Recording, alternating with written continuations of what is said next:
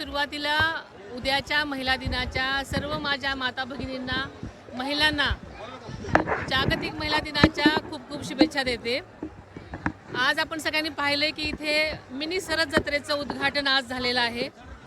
ही जत्रा केवळ ग्रामीण ही पुणे जिल्ह्यातल्या सर्व ग्रामीण महिलांच्या मालाला, ज्या बचत गटातर्फे त्यांचे स्टॉल असतात, त्यांच्या मालाला भाव मिळावा, त्यांच्या मालाला रिकग्निशन मिळावं, महिला आपल्या सगळ्या स्वतःच्या पायावर स्वावलंबनाने कशा रीतीने आपलं आयुष्य जगतील यासाठी हे प्रयत्न आहेत। आणि महिलांच्या सगळ्याच ज्या काही वस्तू त्यांच्या विक्रीला असतात त्यासाठी महाराष्ट्र शासनातर्फे सुद्धा उमेद मॉलसाठी भरपूर तरतूद केलेली आहे।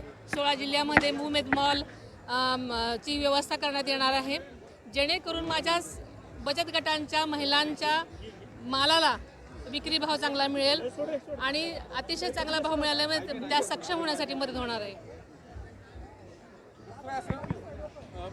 राज्यसभेवर जात आहेत, काय सल्ला देणार आहे? तुम्ही राज्यसभेत आहात नाही? खरं तर राज्यसभा हे उच्च सभागृह आहे, अतिशय अनुभवी लोकांचं सभागृह आहे आणि तिथे जाताना आपण सगळ्याच गोष्टी जाणकार म्हणून शिकून घेणं आधी महत्त्वाचं आहे आणि तिथून पुढे तो नक्कीच चांगली कामगिरी करेल असं मला एक आई म्हणून वाटतं। अजित पवारांचा जो विमान अपघाताचा मुद्दा आहे तो अजूनही चर्चेत आहे। रोहित पवार सातत्यानं प्रश्न विचारतात, त्यांच्या कुठल्याच प्रश्नाचं उत्तर मिळत नाहीये।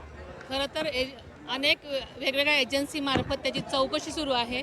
आता प्राथमिक अहवाल आला आहे, तो काय संपूर्ण अहवाल नाही, त्याच्यामुळे मला असं वाटतं की सगळ्याच अहवाल आल्यानंतर आपण याच्यावरती बोलू शकतो।